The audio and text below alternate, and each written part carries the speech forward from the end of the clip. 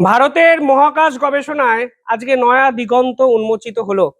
একদিকে ইসরোকে নিয়ে একাধিক নেগেটিভ খবর, যেখানে বলা হচ্ছে শেষ কয়েকদিনে প্রায় 100-র বেশি বিজ্ঞানী ইসরো থেকে পদত্যাগ করেছেন এবং ভারতের মহাকাশ গবেষণা বিশাল মাত্রায় ধাক্কা খেতে চলেছে। ঠিক সেখানে ভারতের মহাকাশ গবেষণায় আজকে নতুন পালক, যেখানে ভারতের প্রথমবারের জন্য কোনো প্রাইভেট স্পেস কোম্পানি স্কাইরুট আজকে ইতিহাস তৈরি করেছে।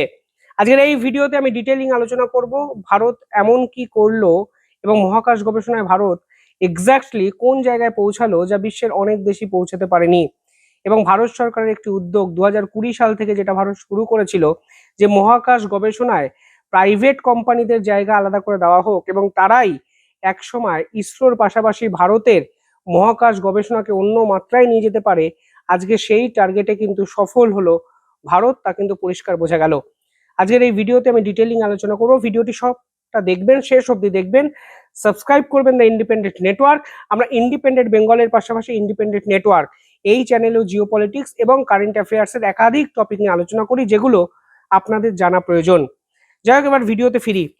এখানে স্কাইরুট আজকে ভারতের প্রথম প্রাইভেট স্পেস কোম্পানি, যারা প্রথমবারের জন্য অরবিটাল লঞ্চ ভেহিকেল লঞ্চ করলো এবং তারা আজকে আগমন আগমন মিসাইল লঞ্চ করে স্যাটেলাইট প্রোগ্রামকে অন্য ধাপে কিন্তু নিয়ে পৌঁছে গেল। এই মুহূর্তে দাঁড়িয়ে ভারতের এই স্কাইরুট প্রাইভেট কোম্পানি, তারা এই মুহূর্তে আগমন স্যাটেলাইট ভেহিকেল লঞ্চের মাধ্যমে মাল্টিপল পেলোডস তারা ভারতের ভূমিষ্ঠ থেকে লো আর্থ অরবিট এখানে সফলভাবে পৌঁছাতে পারবে। সেই লক্ষ্যে তারা কিন্তু এই ভেহিকেলকে বাজারে নিয়ে চলে এলো। দেখুন, যদি ভারতের মহাকাশ গবেষণা স্তরগুলো আপনারা একটু আলোচনা করেন, তাহলে দেখবেন এটি নিঃসন্দেহে এক ঐতিহাসিক পদক্ষেপ। 2020 সালের পর ভারত সরকার সিদ্ধান্ত নেয় যে মহাকাশ গবেষণার যে ক্ষেত্রটি, সেটি ইসরোর পাশাপাশি একাধিক প্রাইভেট কোম্পানির জন্য উন্মুক্ত করে দেওয়া হবে এবং এরপরেই একাধিক প্রাইভেট কোম্পানি কিন্তু বাজারে আসে এবং আজকে 2026 সালে এসে স্কাইরুট ভারতের প্রথম প্রাইভেট কোম্পানি, যারা প্রথমবারের জন্য রকেট ভেহিকেলসকে লঞ্চ করলো এবং গ্লোবাল লঞ্চ নেটওয়ার্কে নিজেদের উপস্থিতি জানান দিল এবং ভারতবর্ষের মহাকাশ গবেষণার ক্ষেত্রকে অন্য মাত্রায় নিয়ে গেল। দেখুন, ভারতের যদি ইতিহাস দেখেন, অন্তত মহাকাশ গবেষণা যদি ইতিহাস দেখেন, তাহলে দেখবেন এতদিন অব্দি ইসরো ভারতের একটি কোম্পানি নিজের কাঁধে সমস্ত কিছু প্রেশার নিয়ে মহাকাশ গবেষণার ক্ষেত্রটি এগিয়ে নিয়ে যাচ্ছিল।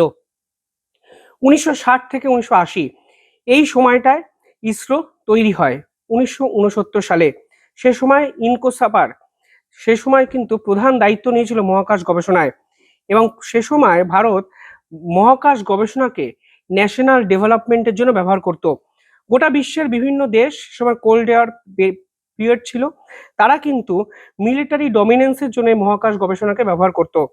1980 থেকে 2000 সাল, তখন ভারতের প্রাক্তন রাষ্ট্রপতি এপিজে আব্দুল কালামের নেতৃত্বে মহাকাশ গবেষণা অন্য মাত্রায় পৌঁছে যায়।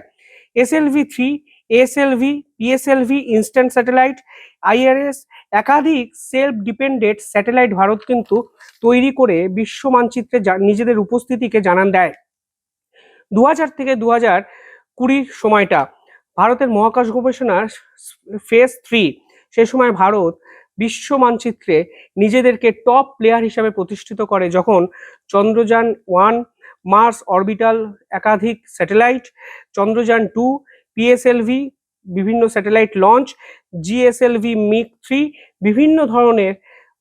বিভিন্ন ধরনের শক্তিশালী অস্ত্র বলাটাই ভালো তৈরি করে মহাকাশ গবেষণায় শক্তিশালীভাবে নিজেদেরকে প্রতিষ্ঠা করতে পারে।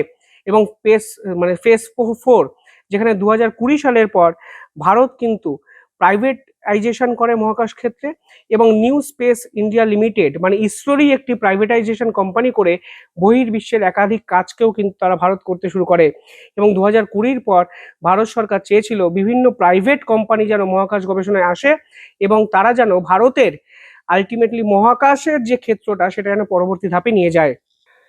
যে কোম্পানিকে নিয়ে এত চর্চা হচ্ছে, সেই ভারতীয় কোম্পানির নাম স্কাইরুট, যেটা 2018 সালে হায়দ্রাবাদে প্রতিষ্ঠিত হয়েছিল। এর প্রতিষ্ঠাতা কারা জানেন? দুজন ইসরোর বিজ্ঞানী, একজনের নাম পবন কুমার চন্দানা এবং দ্বিতীয় জনের নাম নাগা ভরত ঢাকা। এই দুই ব্যক্তি ইসরো থেকে বেরিয়ে এসে এই কোম্পানি প্রতিষ্ঠা করেন। কালকে একটি ভিডিও আমি দ্য ইন্ডিপেন্ডেন্ট বেঙ্গলে বানিয়েছিলাম, যেখানে বলেছিলাম ইসরো থেকে যে 100 জন বিজ্ঞানী প্রায় বেরিয়ে গেছেন, তারা কিন্তু নিজস্ব কোম্পানি ফর্ম করছেন, কারণ প্রাইভেট ফার্মগুলো যে বিপুল পরিমাণে ইনভেস্টমেন্ট বিদেশ থেকে পাচ্ছে বা এই মহাকাশ গবেষণায় পাচ্ছে, তা কিন্তু ইসরোতে থেকে ইউটিলাইজ করা খুব একটা সহজ কাজ নয়। ফলে আজকের দিনে দাঁড়িয়ে প্রাইভেটাইজেশন অন্তত মহাকাশ গবেষণায় ভারতবর্ষের করা অত্যন্ত গুরুত্বপূর্ণ একটি পদক্ষেপ, যার সুফল কিন্তু আজকেই ভারত পেল, দেখুন পরিষ্কার হয়ে গেল। এই কোম্পানির মোটো হলো মেক স্পেস অ্যাসেসেবল, অ্যাফোর্ডেবল এবং রিলায়েবল, অর্থাৎ কম খরচে কিভাবে মহাকাশ গবেষণাকে এগিয়ে নিয়ে যাওয়া যায় তা কিন্তু এই কোম্পানি করছে। আগমন কেন নাম? আগমন মানে অ্যারাইভেল, অর্থাৎ ভারতের মহাকাশ গবেষণায় প্রাইভেট ফার্ম এসে গেছে। তারা ইসরোকে সহায়তা করবে, ইসরোর সঙ্গে কাঁধে কাঁধ মিলিয়ে লড়াই করবে এবং বিশ্ব মানচিত্রে ভারতের অবস্থানকে আরো জোরালো করবে। এক্ষেত্রে যে রকেট তারা লঞ্চ করছে তার নাম দেওয়া হয়েছে বিক্রম। ভারতের বিক্রম, আপনারা জানেন ডক্টর বিক্রম সারাভাইয়ের নাম অনুসারে এই রকেটের নামাঙ্কিত তারা করেছে, যাকে বলা হতো father of the Indian space programme. Vikram সারাভাইয়ের যদি মোটোটা দেখেন, তার মোটোটাও কিন্তু ছিল এই স্কাই রুটের মতো, অর্থাৎ তারা খুব ছিমছামে বিশ্বাস করত। বিক্রম স্যার চেয়েছিলেন যে কোনো কম্পিটিশনে ভারত যেন না যায়, অর্থাৎ ভারতের মহাকাশ গবেষণা কোনো ফ্যান্টাসিতে যেন না পড়ে যায় এবং বহির্বিশ্বের সঙ্গে যেমন কম্পিটিশনে যেন না যায়।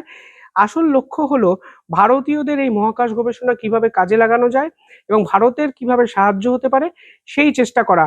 অর্থাৎ চাঁদে যেতে হবে, চন্দ্রযানের পর মঙ্গলে পৌঁছাতে হবে, মঙ্গলের পর আরো একটা গ্রহতে পৌঁছাতে হবে, এই রাশ যেন ভারতের মহাকাশ গবেষণা না থাকে, তা কিন্তু চেয়েছিলেন father of Indian space programme doctor Vikram Sarabhai. তার নামাঙ্কুসারে আজকে এই বিক্রম রকেটের নামকরণ তারা করেন। এই বিক্রম-1 রকেট, যেটা নিয়ে আজকে এত হইচই পড়ে গেছে যে ভারতের প্রথম প্রাইভেট ফার্মের তৈরি একটি রকেট, সেটার হাইট কিন্তু 22 metre, diameter 1.4 metre, type small satellite launch vehicle, এবং এটির পেলোড প্রায় 350 কেজি লোয়ার আর্থ অরবিট অব্দি নিয়ে যেতে পারে। এবং এটি স্টেজ কিন্তু 3টে সলিড স্টেজ এবং একটি লিকুইড মডেল। ইসরোর সাথে এর পার্থক্যটা কোথায়? দেখুন, ইসরো যে পিএসএলভি স্যাটেলাইট বাজারে মানে ভেহিকেল বাজারে নিয়ে এসছে, সেখানে কিন্তু 4টে স্টেজ দেখা যায়, সলিড, লিকুইড, সলিড, লিকুইড। কিন্তু এটির প্রথম 3টে স্টেজ হলো সলিড, লাস্টের একটি স্টেজ হলো লিকুইড। এরও একটি নির্দিষ্ট কারণ আছে। প্রথম স্টেজটিকে বলা হচ্ছে লার্জ সলিড রকেট মোটর। সেটা কি করে? সেটা এই রকেটকে লিফট অফ করতে সাহায্য করে, অর্থাৎ উপরে তুলতে সাহায্য করে এবং ম্যাক্সিমাম থ্রাস্ট দিতে সাহায্য করে, যেন এই গতির সাহায্যে রকেটটা ম্যাক্সিমাম উপরে যেতে পারে।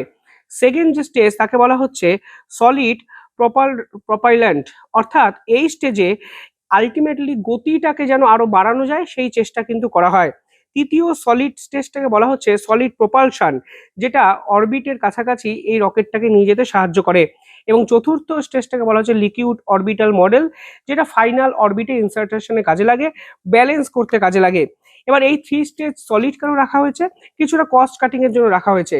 তার একাধিক ডিসঅ্যাডভান্টেজ থাকলেও আলটিমেটলি কস্ট এফেক্টিভ করে দিয়েছে এই 3টে সলিড স্টেজ। অর্থাৎ যেভাবেই হোক আলটিমেটলি ভারত একটা নয়া নজির গড়ল, কারণ ভারতের প্রথম প্রাইভেট কোম্পানি আজকে লঞ্চ স্যাটেলাইট ভেহিকেল বাজারে প্রস্তুত করলো, যার নাম আগমন, এবং সেখানে যে রকেট তারা ইনস্টল করলো যার নাম বিক্রম-1, যা ভারতবর্ষের ইতিহাসে এক নয়া পালক বিশ্ব মানচিত্রে কিন্তু ইনসার্ট করতে সহায়তা করলো। সব মিলিয়ে ভারতের কাছে এক ঐতিহাসিক দিন। একদিকে সমস্ত নেগেটিভ খবরের মধ্যেও এই বিক্রমের অভিযান আমাদের ভারতবর্ষকে কিন্তু অন্য মাত্রায় নিয়ে গেল, তার বলার অপেক্ষা রাখে না। যাই হোক, আপনারা কিভাবে দেখছেন কমেন্টে জানাবেন। আর সমস্ত কারেন্ট আপডেট পেতে, ভারতবর্ষের খবর পেতে, আন্তর্জাতিক স্তরের খবর পেতে দ্য ইন্ডিপেন্ডেন্ট নেটওয়ার্ক এই চ্যানেলটিকে অনুগ্রহ করে সাবস্ক্রাইব করুন। আশা করি হতাশ হবেন না, কারণ বাংলায় খুব বেশি মিডিয়া বা ডিজিটাল চ্যানেল এই ধরনের খবর কিন্তু আপনাদের সামনে নিয়ে আসে না।